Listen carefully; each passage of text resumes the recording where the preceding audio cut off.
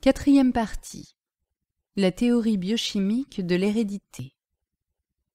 J'ai essayé de montrer, dans la deuxième partie de cet ouvrage, que toutes les théories reposant sur l'hypothèse des particules représentatives sont, malgré leur extrême ingéniosité, des théories caduques, à cause de l'hypothèse même qui leur a servi de base. Cette hypothèse, en réalité, n'en est pas une. Ce n'est qu'une manière de parler prétentieuse et anti-scientifique que j'ai assez irrévérencieusement, mais très justement, il me semble, comparée à la vertu dormitive de l'opium. C'est un reste attardé de tout le fatras métaphysique qui constituait la science de la nature avant que la découverte de Lavoisier eût ouvert l'ère chimique. Pourquoi le biodure de mercure est-il rouge ? Parce qu'il y a dans sa substance des particules infiniment petites que l'analyse chimique ne peut pas mettre en évidence et qui ont la vertu de le rendre rouge. Dépourvu de ces particules infiniment petites, le biodure de mercure ne serait pas rouge. Pourquoi cette goutte d'huile, suspendue dans une solution saline de même densité, est-elle sphérique ? Parce qu'il y a dans sa substance des particules infiniment petites que l'analyse chimique ne peut pas mettre en évidence et qui ont la vertu de lui donner la forme sphérique. Dépourvue de ces particules infiniment petites, la goutte d'huile serait amorphe comme le protoplasma de Weissmann et non pas sphérique. Ceci n'est pas une plaisanterie, c'est l'exposé rigoureux de l'hypothèse des particules représentatives. Mais, présentée de cette manière, avec des exemples empruntés à des corps peu compliqués, cette hypothèse se montre avec sa vraie valeur. C'est une manière de parler et non une explication, et de plus, cette manière de parler, qui n'explique rien, est la négation de la chimie tout entière. Les corps chimiquement définis ont des propriétés définies inhérentes à leur nature chimique, c'est-à-dire à leur structure moléculaire. Si les propriétés changent, c'est que les corps ont changé, il n'y a pas à sortir de là. Un même corps se comporte toujours de la même manière dans les mêmes conditions. L'eau se congèle à 0 degré dans les conditions normales de pression. Si un liquide que vous croyez être de l'eau ne se congèle pas à 0 degré dans les conditions convenables, vous pouvez affirmer que ce n'est pas de l'eau. C'est peut-être de l'eau salée, ce n'est pas de l'eau. Si vous avez conservé du biodure de mercure dans un flacon et que vous y retrouviez un corps dépourvu de la couleur rouge, vous pouvez affirmer que ce corps n'est pas du biodure de mercure. Toutes les molécules d'un corps chimiquement défini sont identiques. C'est la structure atomique de la molécule qui définit le corps. Toutes les propriétés du corps sont inhérentes à la structure atomique de sa molécule. N'importe quelle molécule du corps peut remplacer, sans que rien change, toute autre molécule du même corps dans n'importe quelle réaction. Toute molécule qui, substituée à une molécule du corps donné dans une réaction donnée, change cette réaction, est une molécule d'un corps différent, une espèce chimique différente. Voilà la notion rigoureuse du déterminisme chimique. Cela est vrai pour tous les corps de la nature. Chaque fois que l'on s'est entouré de précautions expérimentales suffisantes, on a constaté qu'aucune exception n'entache la rigueur de ce déterminisme absolu, quelle que soit la provenance, organique ou inorganique, des substances étudiées. La théorie biochimique résulte naturellement de cette constatation. Toutes les propriétés chimiques des corps vivants sont, de même que pour les corps bruts, soumises au déterminisme absolu. Est-il logique d'admettre que d'autres propriétés, dites vitales, des mêmes corps, y échappent? La théorie biochimique se refuse à le croire, mais elle se heurte là à des idées préconçues absolument courantes, et elle doit commencer par prouver que ces idées préconçues sont fausses. Il est bien difficile d'attaquer de front une idée préconçue. Il est plus sage d'agir autrement, car on ne convainc pas un vitaliste. Seulement, on étudie successivement tous les phénomènes pour l'explication desquels les théories vitalistes ont été imaginées. On montre que chacun de ces phénomènes est susceptible d'une explication en rapport avec le déterminisme chimique, et que, par conséquent, pour ce phénomène au moins, la théorie vitaliste est inutile. Cela ne convainc pas les gens qui ont déjà leur conviction faite, mais au moins, pour les autres, cela est utile, car cela leur donne à choisir entre deux explications, l'une conforme aux explications de tous les faits connus dans le règne inorganique, l'autre spéciale au règne organique et en contradiction avec le déterminisme qui régit les corps bruts. Ils choisissent l'une ou l'autre pour des raisons de sentiment. Dans tous les cas, pour ceux que leur genre d'esprit pousse à être plus satisfaits d'une explication moniste, il est bon de montrer que, dès à présent, la théorie biochimique donne des explications au moins aussi complètes de tous les phénomènes vitaux que la théorie vitaliste. En leur montrant en outre que la théorie biochimique permet de prévoir des phénomènes nouveaux que la théorie vitaliste ne laissait pas soupçonner, on fera peut-être pencher la balance en faveur de la première. Commençons par signaler les objections immédiates que soulève la théorie biochimique. La théorie atomique a conduit à rapporter les propriétés des corps à la structure de leurs molécules. On a donné aux composés définis des noms qui rappellent d'une manière précise la structure de ces molécules formées d'atomes simples appartenant à un nombre limité d'espèces. Ainsi, pour tout individu au courant des nouvelles notations, le nom seul d'un corps donné permet de connaître toutes ses propriétés chimiques et de prévoir la manière dont ce corps réagira, dans des conditions connues, en présence d'un autre corps également connu. Réciproquement, la manière dont se comporte un corps donné dans des conditions données permet, sans erreur possible, de trouver le nom de ce corps pourvu qu'il appartienne à la catégorie, chaque jour plus nombreuse, des composés complètement étudiés par les chimistes. Mais, dira-t-on, il reste des milliers et des milliers de corps naturels auxquels on ne sait pas encore attribuer une structure moléculaire précise. Sans doute, mais la chimie est une science si récente qu'il faut s'étonner du nombre extraordinaire des composés complètement connus, et non pas de ce qu'il en reste encore beaucoup qui ne le sont pas. Quand un chimiste rencontre dans la nature un de ces derniers corps, il essaie de le caractériser par un certain nombre de réactions précises auxquelles on pourra toujours le reconnaître dans la suite, et lui donne un nom provisoire en attendant que l'analyse ait révélé sa structure moléculaire. A-t-on le droit, tant que cette structure moléculaire n'est pas connue, de considérer comme chimiques les propriétés par lesquelles on a caractérisé le corps en question? Voilà la grande objection à la théorie biochimique.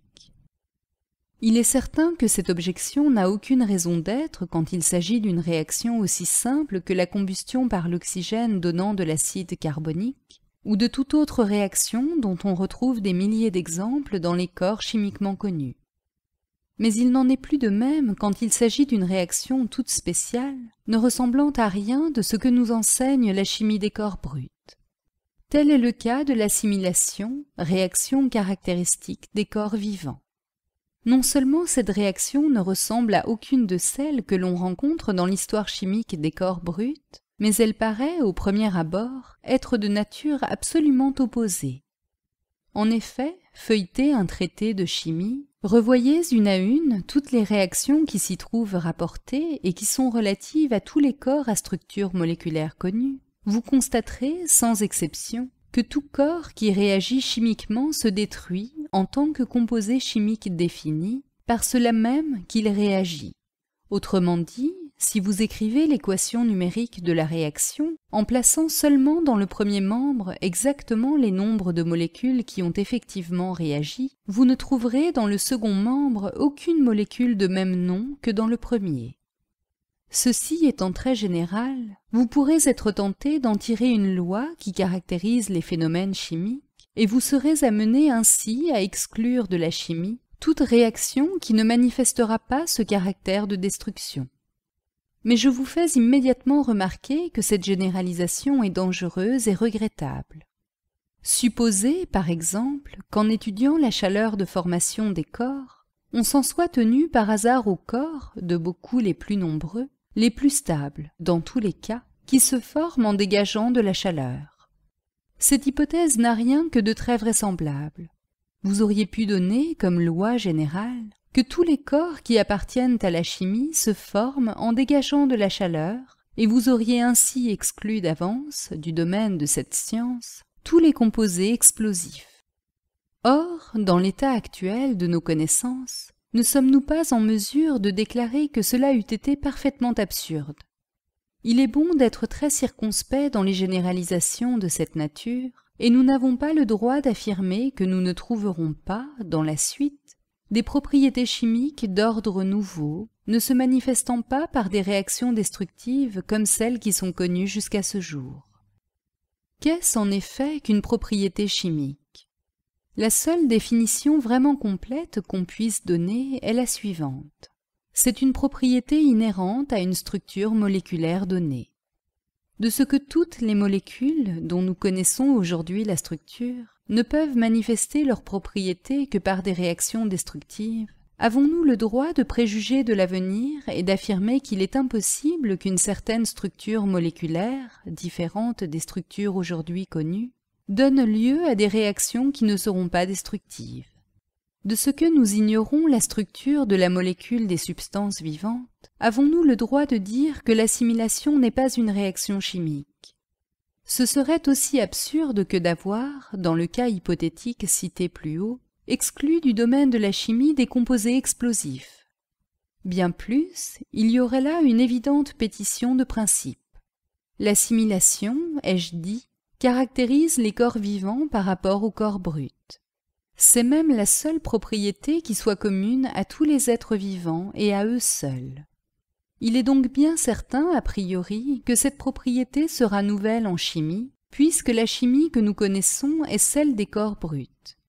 Si elle n'était pas nouvelle, elle n'établirait pas un critérium absolu permettant de reconnaître un corps vivant partout et toujours.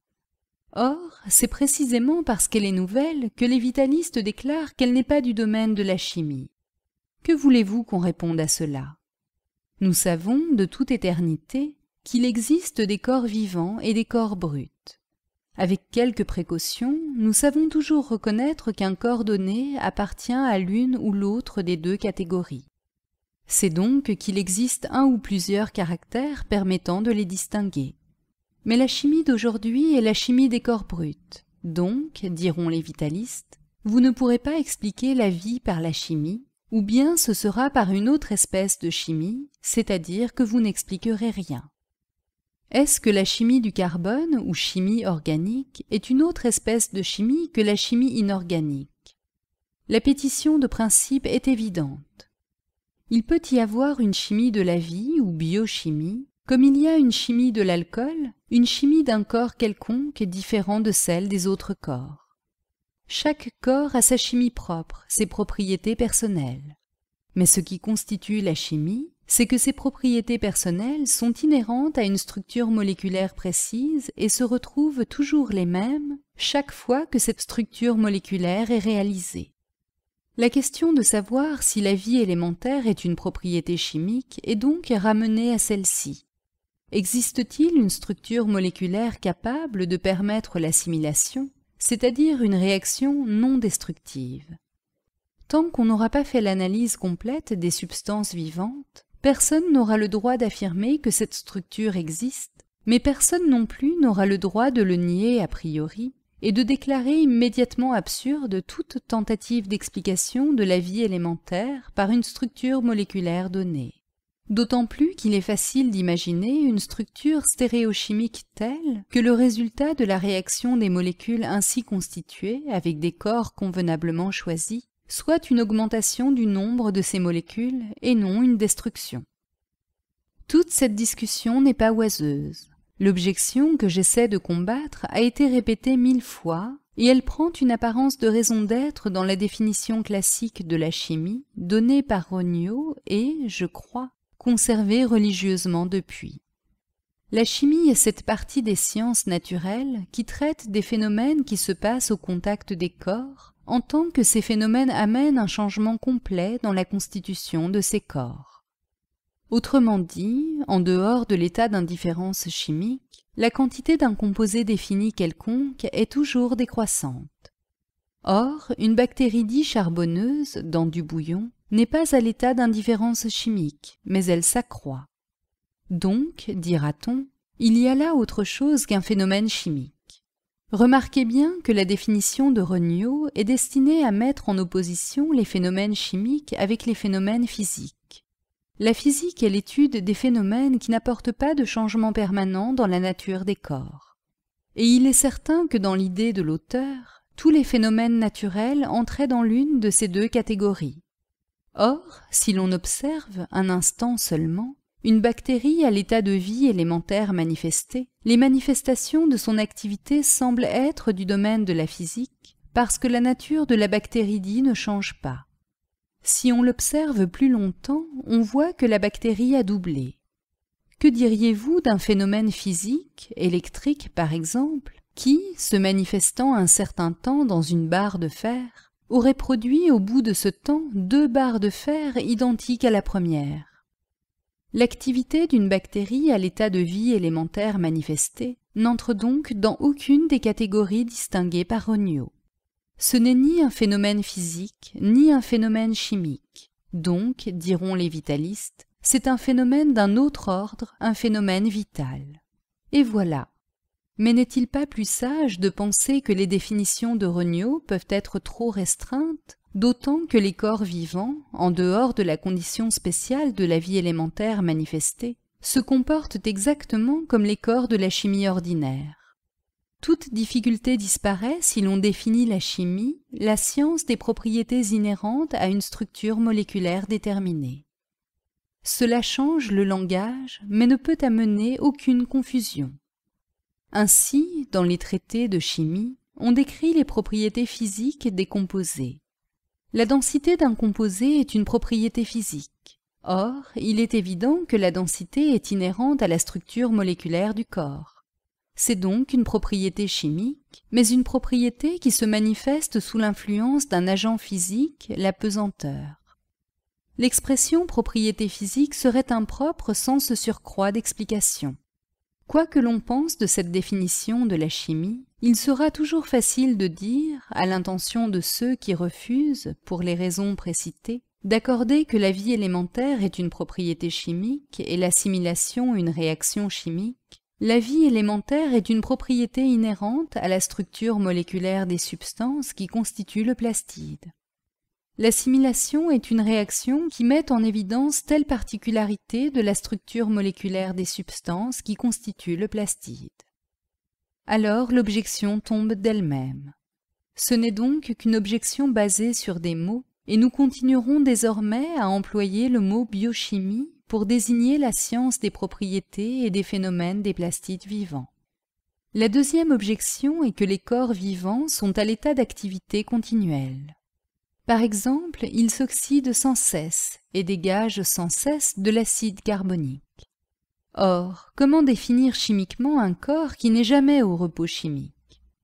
Tous les corps de la chimie peuvent être obtenus, pour un temps plus ou moins long, à l'état de repos chimique, et c'est à cet état qu'on les définit. Leurs propriétés les plus personnelles ne se manifestent cependant que par des réactions, c'est-à-dire à l'état d'activité. Cette deuxième objection vient naturellement de l'étude des animaux supérieurs chez lesquels, en effet, la substance vivante est à l'état d'activité continuelle. Mais il y a un grand nombre d'organismes inférieurs dont la substance peut être conservée à l'état de repos chimique. C'est ce qu'on appelle la vie élémentaire latente. On peut conserver dans un bocal, à l'abri des agents destructeurs, des spores de moisissure, tout comme on peut conserver du bromure de potassium ou du sulfate de soude. Il est donc plus facile d'étudier la vie élémentaire chez ces êtres inférieurs, mais même chez les êtres plus élevés en organisation et chez lesquels il n'y a pas de repos chimique, la difficulté n'est pas insurmontable, comme nous allons le voir. Et d'abord, considérons un corps brut à l'état d'activité incessante, le cours d'un torrent, un tourbillon dans un fleuve par exemple. Ici, jamais de repos, mais néanmoins déterminisme absolu. Autrement dit, si nous supposons connus, à un moment précis, tous les éléments du tourbillon, état chimique, vitesse de chaque molécule, température, etc., nous pouvons prévoir mathématiquement quel sera l'état réalisé un instant après. Dans cet exemple, nous sommes sûrs que seules des forces physiques et chimiques interviennent. Mais dans l'étude d'un plastide à l'état de vie élémentaire manifesté, nous trouvons une simplification considérable des choses et non une complication plus grande. Pour nous en tenir à notre comparaison de tout à l'heure, Imaginons un tourbillon se produisant sans cesse dans des conditions constantes. Il sera toujours identique à lui-même et nous pourrons, malgré son état d'activité continuelle, malgré le renouvellement continuel de la substance qui le constitue, le décrire, le définir complètement. Il y aura là en quelque sorte un état statique résultant d'un état dynamique dont les conditions ne changent pas. Ce sera l'équilibre mobile par lequel M. Van Tighem définit les protoplasmas à l'état de vie élémentaire manifesté. Or, c'est précisément au nom de cet équilibre mobile que l'on refuse au protoplasma vivant la qualité de composé chimique. Voici par exemple ce que dit M. Ed Perrier dans son récent traité de zoologie, au paragraphe intitulé « Les protoplasmes vivants ne sont pas des composés chimiques ». On ne saurait attribuer cette même qualité de composé chimique au protoplasma vivant. Effectivement, si, au moment où les saisit l'analyse chimique, elle leur trouve une constitution analogue à celle d'un mélange de substances albuminoïdes, cet état fixe ne se manifeste qu'à l'instant où cesse la vie, à l'instant où les protoplasmes cessent par conséquent de mériter leur nom pour tomber dans le domaine commun des composés chimiques. Jusque-là, ils manifestent au contraire une incessante activité qui s'oppose à ce qu'on puisse leur assigner une composition chimique constante. Mais connaissez-vous un composé chimique défini qui, au moment même où vous le soumettez à des réactions analytiques mettant en évidence ses propriétés personnelles, ne se détruise pas en tant que composé défini? Vous avez pu le conserver dans un bocal étiqueté et vous savez ainsi ce que c'est si vous en avez analysé une petite quantité, mais vous ne pouvez mettre ses propriétés en évidence qu'en le détruisant. Si, au lieu d'un bocal contenant un corps brut, vous considérez un bouillon contenant des bactéries charbonneuses, qu'y a-t-il de changé? Vous prélevez une prise de ces bactéries et vous l'étudiez par des réactions destructives. Que la chimie ne soit pas encore en état de découvrir par ces réactions destructives la structure moléculaire des substances bactéridiennes, cela prouve simplement que la chimie a encore des progrès à faire, mais cela n'empêchera pas qu'il reste dans votre bouillon des bactéries identiques à celles que vous aurez analysées. Seulement, la quantité de ces bactéries, au lieu de rester fixe comme celle du corps brut de votre bocal, augmentera sans cesse sous l'influence de l'assimilation, c'est-à-dire que vous aurez affaire à une quantité croissante d'une substance chimique définie, au lieu d'en avoir une quantité limitée. Les substances vivantes nous apparaissent donc comme des composés chimiques qui, outre les réactions destructives ordinaires, communes à tous les corps connus, sont susceptibles de réactions constructives dans des conditions déterminées. Ce sont ces réactions constructives, communes à toutes les substances vivantes, qui permettent précisément de les distinguer des corps bruts.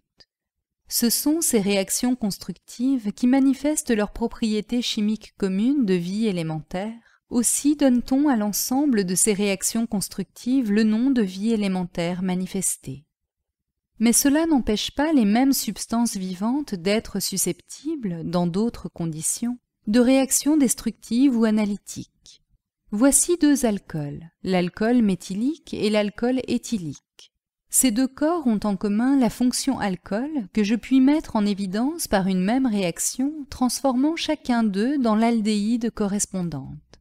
Cette même réaction se retrouvera dans tous les alcools primaires et mettra en évidence une particularité commune de leur structure atomique, particularité qui est précisément la fonction alcool. Voici de même une bactéridie charbonneuse et un Bacillus coli qui ont en commun la fonction vie élémentaire. Je mettrai cette fonction en évidence en les mettant l'un ou l'autre dans un bouillon convenable où ils se multiplieront. Cette même réaction constructive caractérisera tous les plastides vivants et mettra en évidence une particularité de leur structure atomique, particularité qui est précisément la fonction vie élémentaire. Dans les deux cas que je viens d'examiner, il y a donc des réactions susceptibles de mettre en relief le caractère commun des alcools d'une part, des plastides vivants d'autre part.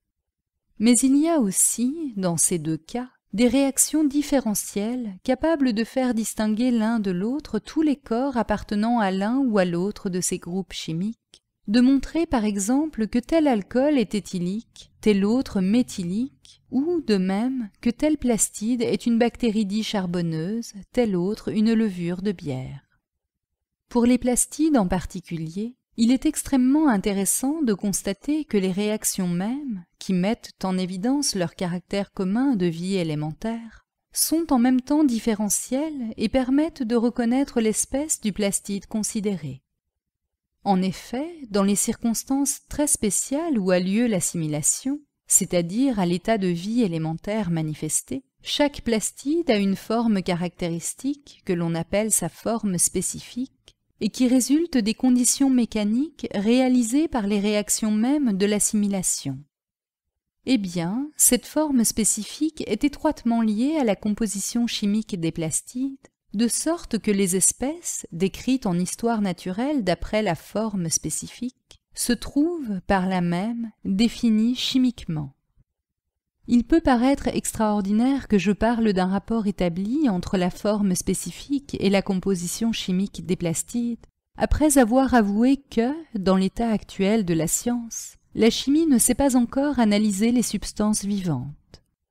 Aussi est-ce indirectement que j'ai essayé de démontrer l'existence de ce rapport, Revue philosophique 1895, comme conclusion des expériences de mérotomie, en faisant ressortir ce fait que toutes les fois que les réactions accessoires n'ont pas changé, toutes les fois, par conséquent, que les propriétés, la composition chimique des protoplasmas sont restées constantes, la forme spécifique est conservée, ou même récupérée si l'expérience l'avait détruite. Au contraire, quand la composition chimique a changé, la forme spécifique n'est pas récupérée, il n'y a pas régénération. Ce parallélisme entre la forme spécifique et la composition chimique des plastides est indispensable à la construction d'une théorie biochimique. Chapitre 16. La définition chimique de l'hérédité. Un observateur, imbu des principes de la méthode chimique, est donc amené, chaque fois qu'il constate qu'un corps peut être défini par des propriétés, des réactions, au point d'être reconnu partout et toujours, à penser que ce corps est un composé chimique défini ou un assemblage défini de composés chimiques définis. Or, n'est-ce pas précisément le cas des objets que l'on appelle en histoire naturelle êtres d'une même espèce? Nous distinguons partout et toujours de la levure de bière à la propriété qu'a ce corps, premièrement d'avoir une forme spécifique caractéristique, deuxièmement de donner de la bière en réagissant avec du mou.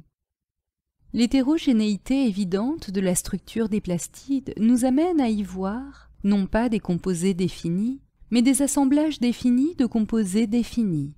Et cette notion nous conduit immédiatement à celle des différences individuelles qui existent entre les corps d'une même espèce.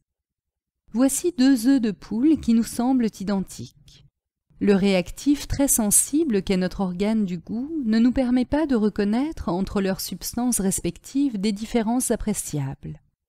Si nous les soumettons, dans les mêmes conditions, à une même réaction destructive, fermentation, putréfaction, nous obtenons les mêmes produits de décomposition, et cependant, si nous les plaçons tous deux dans une couveuse artificielle, nous obtenons, au bout de 21 jours, sous l'influence de l'aération à une température convenable, deux poussins différents. Celui-ci aura le bec plus long, l'œil plus ouvert, le pigment plus abondant. En un mot, il y aura entre les deux poussins des différences quantitatives. C'est donc une chose bien naturelle que d'admettre l'existence de différences analogues entre les deux œufs d'où ils proviennent. La notion des différences quantitatives entre les plastides de même espèce résulte d'ailleurs, le plus simplement du monde, de la connaissance précédemment acquise de ce fait que les substances vivantes sont susceptibles de deux sortes de réactions, les réactions constructives ou assimilatrices et les réactions destructives ou analytiques. Je n'insiste pas ici sur les conséquences de ce fait. Je les ai développées longuement dans un livre de la Bibliothèque scientifique internationale, Évolution individuelle et hérédité, théorie de la variation quantitative. Wilhelm Roux avait déjà, en 1881, énoncer quelque chose d'analogue à ce principe de la variation quantitative amenant la différenciation histologique, mais, d'une part, il considérait que dans chaque élément différencié, il n'y a plus qu'une substance fortement prédominante. D'autre part, il faisait intervenir comme agent de différenciation des excitations fonctionnelles mystérieuses que j'ai discutées dans un article de la Revue philosophique, mars 1896. J'ai essayé de substituer à ces agents mystérieux le principe purement chimique de l'assimilation fonctionnelle qui résulte très naturellement de l'application raisonnée de la sélection naturelle aux éléments histologiques soumis à des alternatives de condition numéro 1 et de condition numéro 2. Ce n'est pas le lieu, dans un chapitre consacré à la théorie de l'hérédité, de discuter ces questions qui sont du ressort de l'évolution individuelle. Wilhelm Roux, sans donner une théorie chimique complète de l'hérédité, a montré dans quelle voie il fallait chercher. Dans son ardeur à lutter contre le système des particules représentatives, il a restreint le domaine de l'hérédité et a dépassé la limite. Monsieur Delage, qui l'a suivi dans la même voie, a été encore plus loin et a fini, à peu de choses près, par nier l'hérédité pour l'expliquer. J'emprunte à ce dernier auteur quelques citations, tant de ses propres manières de voir que de son exposé de celle de Roux. Je veux essayer de montrer que la signification du mot hérédité se trouve faussée en plusieurs endroits et nécessite une nouvelle définition plus rigoureuse. L'action morphogène des excitations fonctionnelles, dit Delage en exposant la théorie de Roux, soulage l'hérédité d'une multitude de faits que l'on n'expliquait que par elle. Ainsi, la structure du tissu spongieux des os, celle des aponevroses et des ligaments, résultant directement des actions mécaniques, n'ont pas besoin d'être héréditaires pour se retrouver semblables chez l'enfant comme chez les parents. Et, plus loin, il n'y a rien à objecter à toute cette partie de la théorie où Roux démontre l'existence des forces évolutives de l'organisme, l'importance de leur rôle dans la formation des organes. Les exemples du pied beau, des pseudarthroses, de l'orientation des trabécules dans le tissu spongieux du cale oblique et celui du placenta extra-utérin, auquel on peut ajouter celui de la striation des ailes des mouches cité par Eimer, prouvent péremptoirement que l'organisme peut, sans le secours de l'hérédité, faire du cartilage, des ligaments, des surfaces articulaires, disposer des parties et modeler leur forme en vue d'un fonctionnement aussi avantageux que possible. Comment une chose peut-elle se faire dans un organisme sans le secours de l'hérédité? J'avoue que je ne le comprends pas. Telle pression, exercée longtemps dans le même sens, détermine l'orientation des trabécules osseuses dans un veau. Produirait-elle le même résultat dans un escargot? Évidemment non. Et qu'est-ce, sinon l'hérédité, qui fait que le veau a la propriété de réagir comme un veau et l'escargot comme un escargot? Et peut-on dire raisonnablement qu'une particularité n'a pas besoin d'être héréditaire pour se retrouver semblable chez l'enfant comme chez les parents? On a employé le mot hérédité pour exprimer le fait que le fils ressemble morphologiquement au père, mais le même mot exprime en même temps, forcément, que le fils réagit de la même manière que le père dans les mêmes conditions. Si une pseudarthrose se produit chez le fils à la suite d'un traumatisme, elle se serait produite de la même manière chez le père à la suite du même traumatisme, et d'une manière différente chez un animal d'une autre espèce ou même chez un autre animal de la même espèce, non apparenté au premier. Autrement dit, l'hérédité exprime la ressemblance, non seulement des caractères morphologiques du père et du fils, mais encore des propriétés individuelles qui ont donné naissance à ces caractères communs dans des conditions communes, et qui auraient pu donner des caractères différents dans des conditions différentes. Si le fils se démet l'humérus, il pourra se former chez lui une pseudarthrose qui n'existait pas chez le père, mais cette pseudarthrose se serait formée chez le père dans les mêmes conditions. Elle se serait formée d'une manière différente chez un animal différent. Rien ne se fait dans un organisme sans le secours de l'hérédité. L'hérédité est la transmission des propriétés, et non des réactions morphogéniques ou autres qui manifestent ces propriétés dans telle ou telle condition. Il me semble que la meilleure définition de l'hérédité est la suivante. L'hérédité est l'ensemble des propriétés de l'œuf. Ces propriétés se manifestent par des réactions qui dépendent des conditions de milieu et se transmettent aux diverses cellules de l'organisme avec des modifications qui dépendent aussi des conditions de milieu, mais qui, dans tous les cas, ne sont que quantitatives. Au point de vue spécifique au moins, la même hérédité se retrouve dans toutes les cellules de l'organisme, et il est invraisemblable de dire qu'en un point quelconque du corps, un phénomène quelconque se passe sans le secours de l'hérédité, c'est-à-dire qu'une réaction se produit indépendamment des propriétés des éléments dans lesquels elle se produit. Considéré à un moment quelconque de son existence, l'individu est le produit de l'hérédité et de l'éducation, éducation étant pris dans le sens très général de l'ensemble des conditions que l'organisme a traversées depuis qu'il était œuf. Or, la manière dont un organisme réagit à un moment donné à une excitation donnée dépend évidemment de l'état de l'organisme à ce moment précis. Mais l'état de l'organisme au moment considéré étant le produit de l'hérédité et de l'éducation, ce que vous faites aujourd'hui dépend évidemment non seulement des conditions dans lesquelles vous vous trouvez, mais de toutes les conditions que vous avez traversées depuis l'œuf, de tout ce que vous avez fait depuis le moment de votre conception. Il n'est pas inutile d'insister sur ce fait et de l'exprimer de plusieurs manières. L'organisme vivant est dans un état dynamique constant. À chaque moment précis, il a des propriétés précises. Ces propriétés se manifestent par des réactions qui dépendent des conditions extérieures.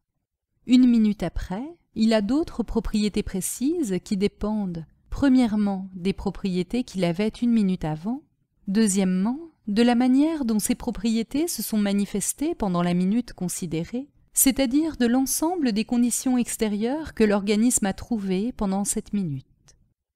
Autrement dit, la vie d'un organisme est une succession d'états tels que chaque état dépend uniquement de l'état précédent et des circonstances qu'il a traversées dans l'intervalle des deux états. Le premier état de l'organisme est l'œuf, avec toutes ses propriétés personnelles, c'est-à-dire avec son hérédité. Cet état se transforme successivement dans tous les états ultérieurs sous l'influence des conditions de milieu et domine par conséquent tous les états ultérieurs dans lesquels rien ne saurait être considéré comme indépendant de l'hérédité. L'état de l'organisme, l'ensemble des propriétés de l'organisme à un moment considéré, est donc, je le répète, le résultat précis de l'hérédité et de l'éducation. Deux êtres qui ont même hérédité, eux jumeaux, peuvent différer par l'éducation. Casser le bras à l'un des jumeaux, il sera manchot et différera par cela même de son frère. Deux êtres qui ont la même éducation peuvent différer par l'hérédité. Un œuf de poulet et un œuf de canard, élevés dans une même couveuse artificielle, donneront l'un un poussin, l'autre un caneton. Tout ceci fait prévoir qu'il sera à peu près impossible que deux êtres soient identiques, et, d'autre part, les ressemblances qui existeront entre deux êtres pourront être de deux natures opposées. Premièrement, ressemblances héréditaires, dues à des analogies considérables dans l'hérédité, et se manifestant en dépit des différences d'éducation. Exemple, deux hommes de race blonde, élevés l'un en France, l'autre en Angleterre, se ressembleront par leur caractère héréditaire blond et différeront par le langage qu'ils parleront. Deuxièmement, ressemblance de convergence due à des analogies considérables dans l'éducation et se manifestant en dépit de différences d'hérédité. Exemple, un blond et un brun, tous deux élevés en Angleterre, se ressembleront par leur langage, mais différeront par la couleur de leurs cheveux. Suivant le point de vue auquel on se place, on est amené à attacher plus d'importance aux ressemblances d'hérédité ou aux ressemblances de convergence. Le problème le plus passionnant de l'hérédité est d'étudier la limite des divergences possibles entre deux êtres ayant la même hérédité, c'est-à-dire d'établir les ressemblances fatales, sous peine de mort, entre deux êtres ayant la même hérédité. Cette question se décompose en deux questions différentes. Premièrement, quelles sont les divergences possibles dans l'évolution individuelle de deux êtres ayant la même hérédité? Deuxièmement, comment deux êtres peuvent-ils avoir même hérédité? Et dans cette dernière question, il y a deux parties. Petit a, transmission des caractères acquis, petit b, fécondation ou amphimixie. Chapitre 17. Évolution chimique de l'individu. Nous venons de voir qu'il y a deux facteurs dans l'évolution individuelle, hérédité et éducation, ou, si vous préférez, propriété du corps à un moment donné, et manière dont se manifestent ces propriétés sous l'influence des conditions extérieures. Si les conditions changent, les réactions manifestant les propriétés changent et, par suite, l'état du corps au moment suivant est changé. On doit donc considérer a priori ces deux facteurs de l'évolution comme ayant une égale importance et se dire que les divergences les plus considérables peuvent se produire entre deux êtres ayant même hérédité s'ils se développent dans des conditions très différentes. Mais c'est là une erreur, car en réalité, à chaque instant de son existence, l'organisme est condamné sous peine de mort à exécuter certains actes les plus importants au point de vue de son évolution et qui ne peuvent différer que très peu d'un organisme à l'autre. Voici par exemple deux enfants. Il faut qu'ils respirent, ce qui exige la présence d'une atmosphère oxygénée. Si nous voulons établir une divergence entre ces deux enfants en fournissant à l'un de l'oxygène, à l'autre du chlore, nous en tuerons un. Il faut qu'ils mangent. Les aliments peuvent être différents, mais ils ne diffèrent jamais beaucoup malgré l'apparence contraire. Si vous nourrissez l'un avec du lait, l'autre avec du sable, vous tuerez le second. Il faut donc un certain parallélisme d'évolution sous peine de mort. Cette expression sous peine de mort n'est pas chimique et demande quelques mots d'explication. Il est bien évident en effet que l'évolution, au sens large du mot, continuera aussi bien chez l'enfant nourri avec du sable, mais ce sera une évolution destructive, à la condition numéro 2, et alors, en effet, les divergences seront de plus en plus grandes entre les deux enfants considérés et n'auront pas de limite. En nous reportant au cas plus simple de deux plastides isolés de même espèce, nous constatons que ces plastides ou leurs descendants ne restent comparables que dans les conditions spéciales de l'assimilation. À la condition numéro 2, les deux plastides considérés, soumis à des réactions destructives différentes, peuvent donner des résultats aussi différents qu'on le voudra. Eh bien, lorsqu'on étudie les êtres plus complexes, on retrouve une différence de conditions analogue à celle qui sépare la condition numéro 1 de la condition numéro 2 pour les plastides. Ici, les deux conditions sont la vie et la mort. Les évolutions de deux êtres de même espèce ne restent comparables que s'ils restent vivants. Une fois qu'ils sont morts, les plus grandes différences peuvent intervenir. Il y a tous les passages de la momie conservée intacte jusqu'au tas de pourriture informe qui devient de la terre végétale. Mais qu'est-ce qu'un organisme vivant? J'ai déjà essayé ailleurs de définir la vie et je ne veux pas m'étendre de nouveau sur ce sujet. Qu'il suffise de savoir qu'à un moment quelconque de son existence, l'organisme vivant est une agglomération de plastides, coordonnés de telle manière que leur coordination rend possible le renouvellement du milieu intérieur de l'individu, c'est-à-dire l'introduction d'aliments et l'expulsion de matières excrémentitielles. Ce renouvellement du milieu intérieur est un phénomène si essentiel que l'on peut dire qu'il constitue la vie elle-même. S'il est supprimé ou suspendu assez longtemps, tous les éléments anatomiques se détruisent et la mort générale de l'être résulte des morts élémentaires des parties. Nous ne pouvons comparer entre eux que deux êtres vivants en train de vivre, et non un être vivant et un être mort. Si donc, nous avons constaté à un moment donné certaines ressemblances entre deux individus vivants, nous ne pourrons continuer notre comparaison que si ces deux individus continuent de vivre. Or, pour continuer de vivre, ces deux individus analogues sont obligés de renouveler leur milieu intérieur, ce qui, au milieu de plusieurs actes personnels différents, les force à exécuter au moins certains actes analogues, à savoir précisément ceux qui déterminent le renouvellement du milieu. De deux enfants qui se ressemblent, l'un pourra apprendre le français et l'autre l'anglais, mais s'ils restent vivants, il faudra que tous deux respirent, mangent, boivent, urinent, suent, etc. Il est bien évident que cette nécessité commune du renouvellement du milieu intérieur limite les divergences que peut introduire l'éducation dans l'évolution de deux individus analogues et conserve une similitude très grande entre les organes dont le fonctionnement est uniquement destiné à assurer l'une des opérations du renouvellement. Bien plus, pour que l'individu continue de vivre, il ne faut pas seulement que le milieu intérieur soit renouvelé, il faut encore que les modifications résultant, pour l'organisme, des fonctionnements qui ont assuré ce renouvellement, assimilation fonctionnelle, ne détruisent pas l'heureux équilibre préexistant, la coordination grâce à laquelle le renouvellement était possible, et ceci est vrai aussi bien pour tout acte de la vie n'intéressant pas directement le renouvellement du milieu intérieur. Il y a là une nouvelle limite à la divergence possible entre deux individus analogues. Il faut que les taux de fonctionnement des organes analogues soient analogues, ou, tout au moins, ne soient pas assez notablement différents pour que l'exagération de l'un d'eux devienne nuisible à la coordination générale. Balancement organique, hypertrophie, surmenage, etc.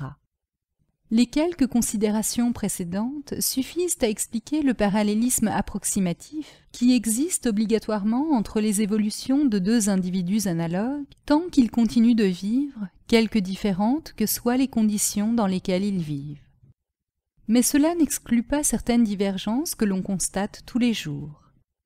De deux jumeaux, si l'un est facteur rural et l'autre forgeron, le premier aura les mollets, le second les biceps plus développés. Mais ils auront tous deux un foie, un cœur, un estomac analogue avec, dans ces viscères mêmes, certaines différences quantitatives provenant du régime alimentaire de chacun d'eux. Ce parallélisme approximatif existera dès le début de la vie, à partir de l'œuf fécondé, et les divergences qui interviendront dans l'évolution de deux êtres analogues seront d'autant moindres que les conditions extérieures de l'évolution seront plus semblables. Entre deux œufs de poule, pendant la période d'incubation, il se produira des divergences extrêmement minimes, sauf dans des cas tératologiques extrêmes, et si deux œufs sont élevés dans une même couveuse, on sera en droit de considérer comme uniquement héréditaires les différences qui existeront entre les deux poussins à l'éclosion. Mais, à l'éclosion, les deux poussins sont déjà des organismes très complexes. Leur évolution ultérieure sera donc soumise à des nécessités de fonctionnement qui restreindront les divergences possibles, comme nous l'avons vu plus haut, de telle sorte que deux poulets, qui ont même hérédité, n'arriveront jamais à être bien différents à l'état adulte. On peut dire la même chose de deux êtres quelconques appartenant à une catégorie d'animaux qui éclosent à un stade avancé de leur évolution. Mais remarquons que seuls les animaux à éclosion tardive ont un mécanisme assez compliqué, assez perfectionné pour pouvoir se plier, s'adapter sans mourir à des conditions de vie très différentes, tirer parti de circonstances nouvelles, etc. Par cela même que leur mécanisme est perfectionné, animaux supérieurs, et qu'ils peuvent vivre dans des conditions très variées, leur mécanisme est en même temps très précis et ils sont obligés d'effectuer un grand nombre d'actes, toujours les mêmes pour chaque espèce, pour entretenir ce mécanisme précis comme nous l'avons vu plus haut. Ici, donc, la précision du mécanisme limite les divergences possibles dans l'évolution en nécessitant l'exécution d'actes analogues chez tous les êtres d'une espèce dans les conditions les plus variées de milieu. Chez les êtres inférieurs, au contraire, la complication du mécanisme à l'éclosion est presque nulle et il semble par conséquent que les divergences les plus considérables vont pouvoir se produire. Pas le moins du monde, car si le mécanisme est peu compliqué, il est en même temps peu perfectionné et incapable de s'adapter à des conditions de milieu un peu variées. La vie ne pourra donc se poursuivre que dans des circonstances bien déterminées, en dehors desquelles l'animal mourra. Chez ces êtres, le parallélisme de l'évolution de deux individus analogues résultera de la nécessité d'un milieu commun et non plus de la nécessité d'actes communs dans des milieux différents. Entre ces deux cas extrêmes d'un animal très élevé en organisation, comme le poulet, et d'un animal à coordination presque nulle, comme l'oursin ou l'hydre, il y a des foules de cas intermédiaires et l'on peut dire d'une manière générale que, premièrement, plus l'organisme est simple, plus il est astreint à vivre dans des conditions précises de milieu. Deuxièmement, plus l'organisme est perfectionné, Plus il est capable de s'adapter à des conditions nouvelles, mais plus il est astreint aussi à certaines exigences de fonctionnement pour entretenir son mécanisme. Dans les deux cas, par conséquent, les divergences évolutives sont limitées, soit par la précision des conditions nécessaires de milieu, soit par la précision du fonctionnement destiné à entretenir la coordination dans des milieux variés. Il est donc bien facile de comprendre, dans tous les cas, que deux œufs ayant la même composition, c'est-à-dire, au sens que nous avons défini précédemment, même hérédité, donneront naissance à des êtres ayant des évolutions individuelles peu divergentes et arrivant à se ressembler à l'état adulte s'ils ne meurent pas avant. Chapitre 18. Résumé du problème biochimique. Il me semble que toutes les difficultés disparaissent lorsque, entrant franchement dans le domaine des explications purement chimiques, on considère que toutes les propriétés des cellules tiennent uniquement à la qualité de leurs substances plastiques constitutives et à la quantité de chacune de ces substances intervenant dans la constitution de la cellule considérée. Nous avons été amenés précédemment à considérer comme formés des mêmes substances chimiques tous les plastides d'une même espèce. Les différences individuelles entre plastides de même espèce sont donc uniquement quantitatives. Les variations qui se produisent dans l'intérieur d'une espèce, sans franchir les bornes de l'espèce, sont uniquement quantitatives. Ce qui définit les caractères particuliers d'un plastide donné et d'une espèce donnée, ce sont les quantités respectives de substances plastiques qui les composent, ou, si vous voulez, pour employer une expression mathématique commode, les coefficients quantitatifs de ce plastide. Deux plastides composés des mêmes substances A, B, C, D, E, F seront différents si l'un a pour coefficient 2, 1, 3, 7, 4, 6 et l'autre 3, 5, 2, 1, 8, 4. Bien plus, étant donné l'espèce à l'avance, on connaît la nature des substances A, B, C, D, E, F. Il suffit donc, pour définir un plastide d'une espèce donnée, de préciser ses coefficients 2, 1, 3, 7, 4, 6. Cette liste de nombres précise tous les caractères du plastide considéré. Les caractères individuels sont tous inclus dans la liste des coefficients. Deux plastides qui ont les mêmes coefficients sont identiques. Deux plastides qui diffèrent par un coefficient sont différents. Et il faut remarquer immédiatement que ce qui importe dans la détermination des caractères des plastides, c'est non pas la valeur absolue des coefficients, mais leur rapport de proportionnalité. Un mélange d'une partie d'eau et de deux parties d'alcool aura les mêmes propriétés que vous en preniez 1 litre ou 5 litres. Il en sera évidemment de même pour les plastides.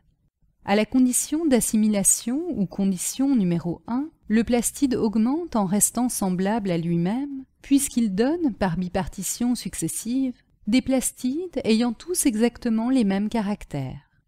Ce qui reste constant dans un plastide à la condition numéro 1, c'est donc le rapport de proportionnalité existant entre les coefficients, et non la valeur absolue de ces coefficients eux-mêmes. Autrement dit, on ne change pas les caractères d'un plastide en multipliant tous ses coefficients par un même nombre. Cette simple remarque conduit immédiatement à une conclusion intéressante. Quand il s'agit de produits chimiques nettement définis, comme le sont les substances plastiques spécifiques A, B, C, D, E, F, la question de la provenance des substances employées pour faire un mélange donné ne peut avoir aucune influence sur les propriétés du mélange. Quand un médecin formule une potion, il sait que cette potion aura les propriétés sur lesquelles il compte pour la guérison du malade, quel que soit le pharmacien qui exécute l'ordonnance, quels que soient les bocaux d'où seront extraits les produits chimiquement purs qui doivent entrer dans la potion. Toutes les substances plastiques spécifiques étant rigoureusement les mêmes dans tous les plastides d'une même espèce, les propriétés d'un plastide donné résultent uniquement des proportions quantitatives des substances qui entrent dans sa composition, et non de la provenance de ces substances. Autrement dit, étant donné, par exemple, un œuf parthénogénétique d'abeilles d'une race A, si l'on peut réaliser, par un processus quelconque, la substitution à l'une de ces substances plastiques A de la même quantité de la même substance A empruntée à une autre abeille d'une autre race B de la même espèce, l'œuf n'aura aucunement changé et donnera une abeille de race pure A. Autrement dit, ce qui fait les ressemblances inhérentes aux liens de parenté, c'est, non pas, comme on le croit généralement, l'origine commune des substances constitutives des individus cousins, mais uniquement l'analogie de certains rapports numériques dans la constitution des plastides de ces individus. Ce qui fait l'hérédité, ce n'est pas le moins du monde la continuité de substance du parent à l'enfant, mais la similitude des coefficients de l'œuf père et de l'œuf fils. On pourrait supposer fabriquer, avec de la substance empruntée à d'autres individus de même espèce que le père, un œuf identique à l'œuf père et qui donnerait un individu identique à lui. On pourrait au contraire supposer fabriquer, avec de la substance du père, un œuf ayant des coefficients différents de ceux du père et qui donnerait un enfant n'ayant avec le père aucune analogie. On ne saurait trop insister sur ces considérations, car elles sont en désaccord absolu avec l'opinion courante. Voici encore une manière saisissante d'exprimer le fait sur lequel je veux attirer l'attention. Supposons, hypothèse tout à fait gratuite, mais pas invraisemblable néanmoins, qu'un être donné A ait la propriété, dans certaines conditions précises et par je ne sais quel mécanisme de corrélation, d'exercer une influence modificatrice sur un plastide de même espèce, mais d'origine étrangère, au point de donner à ce plastide, par des destructions partielles de substances, exactement les coefficients de l'œuf duquel lui-même A provenait. Ce plastide, ainsi modifié, sera rigoureusement le fils de A, bien que n'ayant aucune parcelle de sa substance, et lui ressemblera absolument. Je le répète, on ne changerait rien aux propriétés d'un œuf en substituant à toutes ces substances plastiques les mêmes quantités des mêmes substances empruntées à d'autres individus de la même espèce. Cela, il est vrai, nous ne savons pas le faire, mais en réfléchissant un instant au phénomène même de l'assimilation, nous constatons avec la plus grande évidence qu'il y a, au cours du développement, une rénovation moléculaire continue de la substance de l'œuf, de sorte qu'au bout de très peu de temps, il est fort probable qu'il n'y a plus dans l'enfant aucune molécule de la substance du parent. La transmission de substances n'a rien à voir dans l'hérédité, en dehors des caractères purement spécifiques, communs à tous les êtres d'une même espèce, et qui sont les caractères qualitatifs. L'hérédité individuelle, l'hérédité des caractères personnels des parents, est uniquement la transmission des coefficients numériques. Le problème de la ressemblance entre parents se ramène donc à celui-ci. Pourquoi, dans les conditions normales, des êtres provenus des mêmes parents ont-ils des coefficients quantitatifs semblables ou analogues? J'ai longuement étudié la question dans un livre récent. Je n'y reviens donc pas. La question des caractères acquis est d'ailleurs bien plus délicate que celle des caractères congénitaux, et je veux montrer comment se pose ce problème avec le langage des coefficients quantitatifs. Normalement, dans les conditions où une espèce ne varie pas, dans un milieu auquel l'espèce est complètement adaptée, il y a hérédité des caractères congénitaux, c'est-à-dire que les coefficients de l'œuf initial se retrouvent sans changement dans les coefficients des cellules sexuelles de l'être qui provient de cet œuf. Il n'en est plus de même dans un milieu auquel l'espèce considérée n'est pas adaptée. L'être adulte, en luttant contre des conditions nouvelles d'existence, acquiert des caractères nouveaux. Il faut bien s'entendre sur la définition de cette expression, caractères acquis. Naturellement, il y a toujours des différences entre deux êtres ayant la même hérédité, dès que les moindres divergences se sont produites dans l'éducation de ces deux êtres, et croire que toutes ces différences vont devenir héréditaires serait nier l'hérédité même dans ce qu'elle a de plus important. On ne doit considérer, parmi les caractères nouveaux, comme caractères réellement acquis que ceux qui ne tiennent pas passagèrement à l'action passagère du milieu, mais persistent même après qu'ont disparu les circonstances qui les ont fait naître. Je n'ai pas la prétention d'expliquer en quelques lignes le mécanisme de l'hérédité des caractères acquis, mais je puis en donner une idée assez facilement dans le langage des coefficients quantitatifs. Ainsi que je l'ai montré ailleurs, il y a des caractères quantitatifs communs à tous les éléments histologiques d'un être supérieur, quelque différenciés que soient ces éléments. Ces caractères quantitatifs communs, ces coefficients que n'a pas touché la variation quantitative au cours de l'évolution individuelle, sont les caractères individuels. Eh bien, j'appelle caractère nouveau, caractère acquis, un caractère de l'adulte, caractère morphologique ou physiologique ou psychologique, un caractère qui est incompatible avec l'existence de ces coefficients quantitatifs communs à tout l'organisme. De deux choses l'une, ou bien il existe une nouvelle combinaison de coefficients compatibles avec le nouveau caractère, et alors le jeu de la sélection naturelle s'exerçant entre les éléments des tissus arrivera, comme je l'ai montré dans l'évolution individuelle, à modifier à la longue tous les éléments histologiques de manière à leur donner cette nouvelle combinaison de coefficients. Il n'y aura plus d'antagonisme entre le caractère nouveau et les propriétés quantitatives des éléments. Le caractère nouveau sera réellement acquis et il sera par là même héréditaire, puisqu'il sera maintenant la conséquence de la combinaison de coefficients qu'il a primitivement contribué à produire. Ou bien, il n'existe pas de combinaison de coefficients compatible avec le caractère nouveau considéré. Alors, ce caractère nouveau ne se maintiendra que sous l'influence toujours agissante du milieu. Il ne sera pas acquis, il disparaîtra dès que le milieu cessera d'agir dans le même sens, il ne sera pas héréditaire. Voici un exemple très grossier qui fera bien comprendre ma pensée. Je considère un plastide A, B, C, D, E, F qui est sphérique dans les conditions ordinaires. Je suppose que ce plastide se trouve dans des conditions de pression telles qu'il devienne cubique et que cela dure longtemps. Il y aura antagonisme entre la forme obligatoire du plastide dans les conditions de milieu considérées et la forme d'équilibre spécifique qu'il aurait naturellement sans ces pressions malencontreuses.